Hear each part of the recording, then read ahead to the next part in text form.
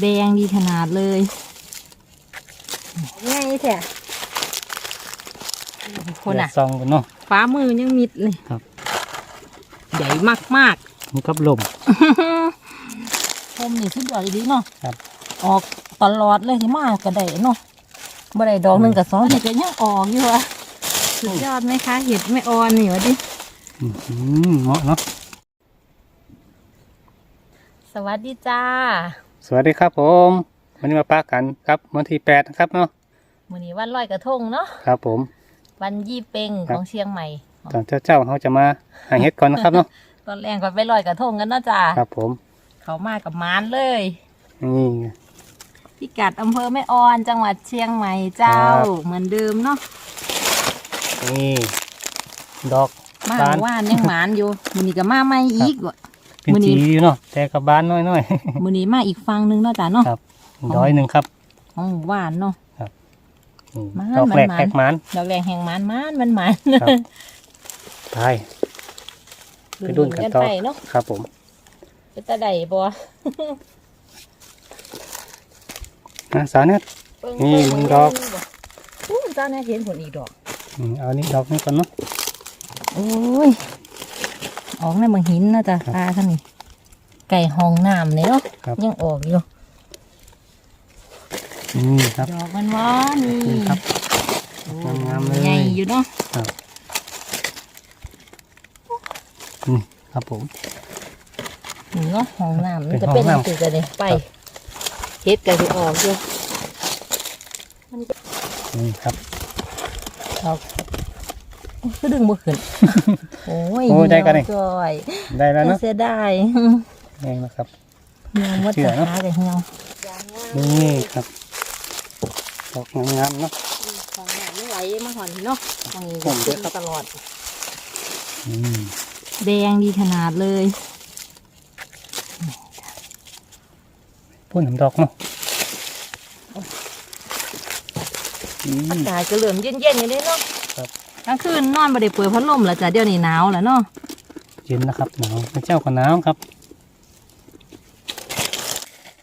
พ่นน้ำดอกครับตอนนี้เดี๋ยวเอามานี่นะเข้ามาดอกไงแท้คนอ่ะซองกันเนาะฟ้ามือยังมิดเลยครับใหญ่มากมันกับลมดอกงามอยู่เนาะจ้ะแตงงามแบบอันนี้นี่จ้ะอู้นี่แบบหินแท้ๆบ่แตกนะดอกเยอะเสือเนาะแตงงามด้วยแดงสวยดีนะเนาะเจอแต่ดอกแบบกำลังออกใหม่กำลังบานใหม่นี่ครับชมนี่สุดยอดดีเนาะครับออกตลอดเลยที่มากกระไดเนาะบ่ได้ดอกหนึ่งกับสองดอกพ่นอีกหนึ่งดอก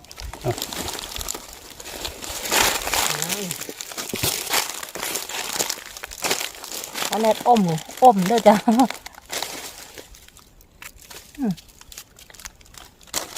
ดอกจูมหน่อยมันก็มีพอเตอะดอกจูมหน่อยยังแตก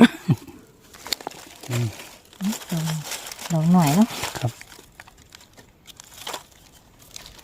ตักเบรกก่อนเนาะตักเบรกกินขนมกันนะจ๊ะเนาะมื้อนี้ไปต่อครับมื้อนี้บริห่อเขามากันมาเสากับเผาเมื่อเนาะครับผมหาอีกจักหน่อยกับจะเมื่อกันแล้วเนาะมันเด็กเต็มตาแหละจ้ะบ่ไหวอีกจักหน่อยดอกเซนด์วิชครับมากินด้วยกันครับขนมขนมกินเส้นวิทนะจ๊ะอยู่เป็นหมู่กันในป่าจะได้บ่เหงา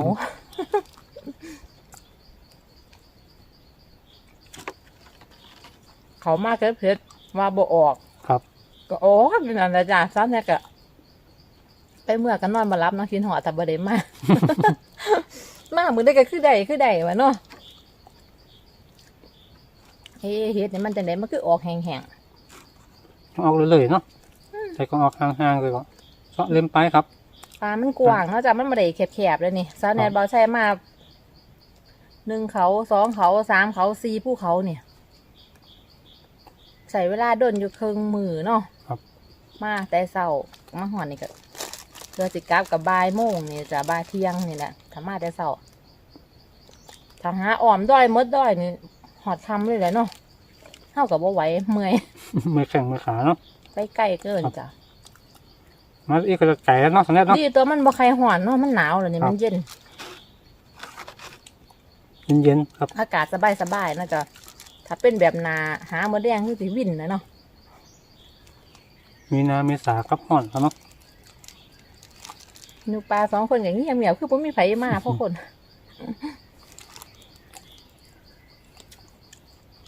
พักกินขนมจะเข้าไปหาตอนะจ๊ะ ทั้งนี้เฮ็ดลมเฮ็ดบดมันเคยมีหลายเนาะสันแรกเนาะ น้ำจะเมืองขอนได้กับประเทศออกเนาะ เฮ็ดลมก็มีเป็นบางตีบางหมู่บ้านบางป่าก็มีครับเราต้องแม่ท้าท่าเหนือครับเนาะ รุ่นให้ฝนตกลงมาแล้วจังน้อยกับบ่ได้ถ้าดิ้นซุ่มแบบนี้มันก็อาจจะออกไปเรื่อยๆเนาะจ๊ะเนาะ ครับ ขนาดดิ้นแห้งยังออก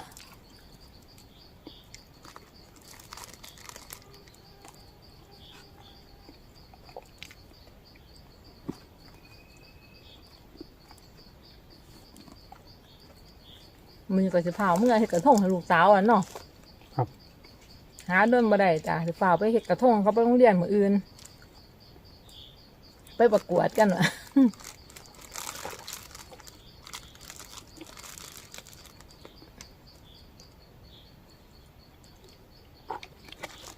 ไปยิ้มหลับไปตอนนะจ๊ะเนาะ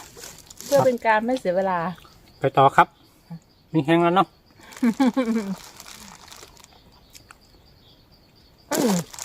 ขนมเส้น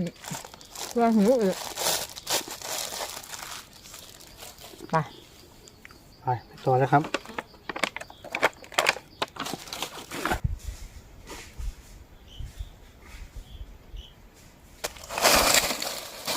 อันนี้ดอกเดียวครับ เป็นดอกเบลอ ดอก เล เดียวย ก็งามอยู่นี่ สะอ่อนเฮ็ดคัก นี่ เรานี่ต้องจับระวัง ดอกแตกแล้ว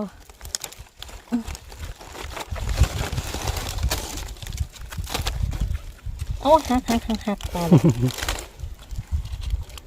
ไม่ใหม่นะคักเนาะจ้ะ โอ้ ดอกงามๆหนึ่ง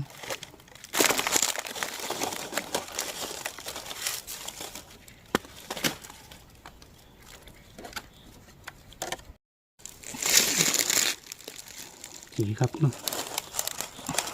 กำลังเห็นจีนี่เนาะหน่อย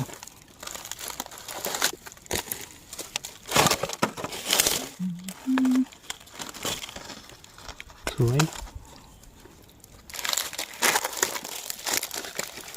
ดอกนึงจ้ะแข็งงามเนาะอีกดอกนึงสภาพแห้งๆอีกดอกนึงกันขาเป็นสีชมพูอองตองมาหอดมองนี้ไม่อยากเสื้อนอกจากว่ามันสิออกอยู่อ่ะ ออกเนาะออกจากแตกแห้งๆครับเห็ดช่วงนี้ คุณงามที่ก็แห้งด้วยว่ายังออกอยู่อะเห็ดแห้งป้านี่ก็ยังออกอยู่อ่ะสุดยอดไหมคะเห็ดไม่อ่อนนี่วะดิ เหมาะเนาะ ดอกงามแน่ดอกมันเพิ่นออกนะ นี่ครับ บางหินได้สอบบางหินก็ออกอ่ะเอาเข้าไปใส่ข้อสิบ่ใหายเศร้าเนี่ยเศร้าหาเนาะคิดหอดกันวะเฮ็ดเพิ่นก็ออกสู่ด้วยว่าจ้ะ ออกเลยถึงครับ ได้แล้วจะเอาไปเมื่อเปี้ยงปนโอ้ยใส่กัน ดอกนึงครับงามอยู่ครับ ไปเก็บมาแล้วงามอยู่เนาะ อยู่ห่มเนาะอยู่กลางแจ้งกลางฮิวเนาะ อันนี้เป็นยูก็ป้องแล้วเนาะแต่ว่ากันย่างปิ่งปนตามปนได้อยู่เนาะจ้ะเอาหนึ่งก็คือสิหวานอยู่ ครับ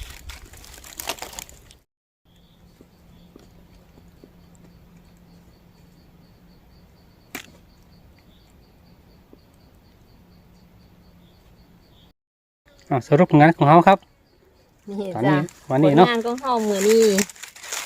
มื้อใดก็ว่าได้สิบ่หมานเนาะ